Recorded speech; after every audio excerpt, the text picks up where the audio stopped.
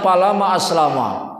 Maka setelah mendengarkan yaitu ucapan anaknya, maka berserah dirilah kedua orang itu, Nabi Ibrahim dan anaknya Ismail. Sebelum disembelih, maka Ismail berwasiat kepada ayahnya, ya abati usika bi asya. Wahai ayah, aku berwasiat beberapa perkara kepada engkau, tolong laksanakan.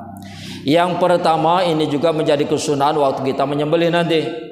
Yang pertama, pesan Nabi Ismail, antar bato yadaya kaila ad-tariba pauzika. Yang pertama, ayah, ikatlah tangan dan kedua kakiku. Ini permintaan Ismail sendiri, bukan kehendak ayahnya. Anaknya yang meminta. Jadi memang luar biasa keikhlasan daripada Ismail. Ikatlah kedua tangan dan kaki saya ayah.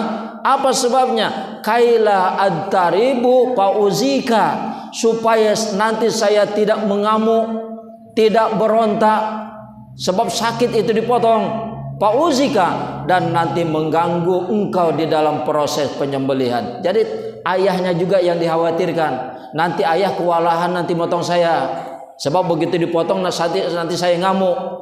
Kan begitu, ayah yang nanti kewalahan untuk motong saya, terganggu nanti proses penyembelihan nanti. Jadi ayahnya yang dikhawatirkan. Yang kedua, wa anta ja'ala wajhi 'alal ardi kaila tanzur ila wajhi fatarhamuni. Ini juga ayahnya yang dikhawatirkan. Begitulah anaknya, luar biasa ini. Yang kedua, ayah, telungkupkanlah wajah saya ke bumi. Jangan dalam keadaan posisi telentang. Apa sebabnya? Kaila tanzura ila wajhi fatarhamuni, supaya engkau tidak melihat wajahku nanti menahan sakitnya disembelih. Fatarhamuni, nanti engkau kasihan kepadaku. Kan ayahnya juga yang dikhawatirkan. Sudah dua mengkhawatirkan ayahnya dia. Waktu nanti disembelih, ayah telungkupkan saya, supaya ayah tidak memandang melihat wajah saya yang nanti saya menahan sakitnya penyembelihan, nanti timbul rasa sayang ayah kepada saya, nggak jadi nanti motong saya. Begitu maksudnya. Kalau kita pun nanti kan disunahkan, yang pertama tadi diikat sunahnya, motong yaitu kambing, motong lembu, sampai motong unta pun itu diikat, walaupun dalam keadaan berdiri. Motong unta itu berdiri, untanya dalam posisi berdiri, cuman satu kaki diikat, ya kaki depan. Nah, siapa yang sudah pernah ke Mekah ini menunaikan haji, di sana pernah melihat motong unta? Begitu motong unta, kaki depannya diikat sebelah. Setelah diikat sebelah, dipotong dia dalam keadaan berdiri. Memang begitu, memang begitu dia motong unta, memang begitu dari dulunya begitu dia. Enggak ditidurkan dia. Yang kedua tadi, kalau menyembelih ditutup dengan kain kapan atau kain putih. Supaya apa? Supaya hewan kurban kita tadi tidak melihat pisau yang kita cabut. Sebab binatang juga paham itu. Ya, kasihan dia. Sebelum yaitu kita mengeluarkan pisau, sudah ditutup duluan matanya itu dengan kain kapan, dibalut sama kita. Jangan dalam keadaan terbuka dia. Apalagi mengasah pisau di depan kurban. Ya, ada itu kadang-kadang ya. Nah, begitu sudah dipakai barangkali atau mau dipakai masih tumpul, ngasah pisau di depan kurban, jangan. Ya jangan, nggak boleh itu. Zalim sudah itu. Iya, zalim, nggak boleh diasahnya. Nakutin namanya. Yang ketiga, pesan Nabi Ismail, waqfit anni siyabaka kaila yatalatahu alaiha syai'un minadami payangkusu ajri watarahu ummi patahzanu. Yang ketiga, ayah, waktu motong nanti gulungkan lengan baju tuh, ya, lengan baju atau pakai sarung, dia dinaikkan sarungnya. Supaya apa? Supaya tidak terpercik daripada darahku yang akan mengurangi daripada yaitu pahalaku.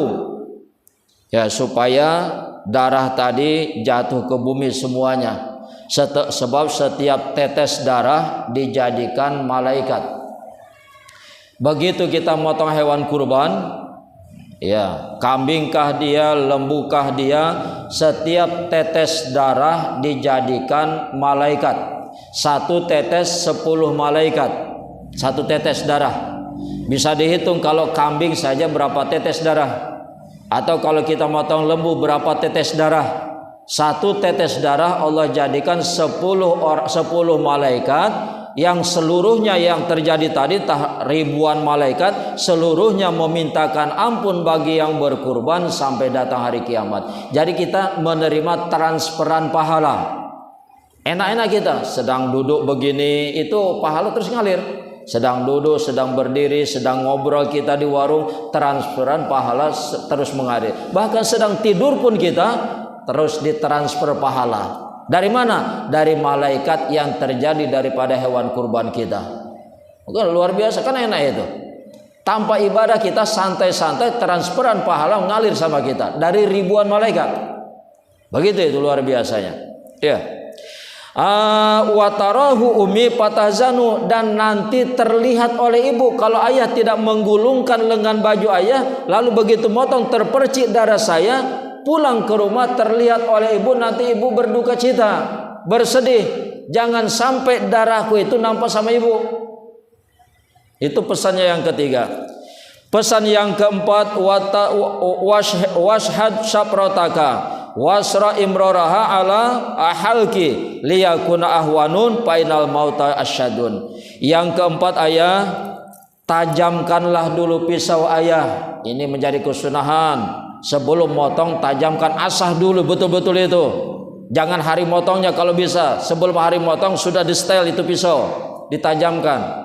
Jangan hari motongnya apa ya buru-buru. Ya, sebelum hari pemotongan sudah di setel pisau, diasah.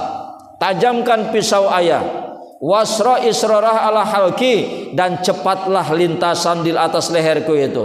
Ya, jangan yaitu pelan menekan, kuat tekannya dia dan cepatkan dia lintasan di atas leherku. Supaya apa? Liyakuna ahwanun, supaya itu ringan kematianku.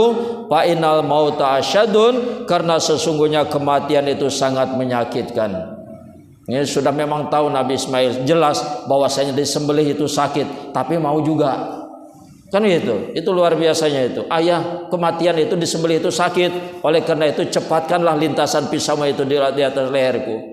Yang kelima, wa antazhaba biqamisi ila ummi tazkiratan laha minni. Yang kelima, ayah, bawalah nanti bajuku ini kepada ibu, serahkan kepada ibu. Untuk apa? Tazkiratan laha minni, untuk menjadi kenang-kenangan kepada ibu. Kalau ibu rindu kepadaku, maka ibu bisa melihat daripada bajuku.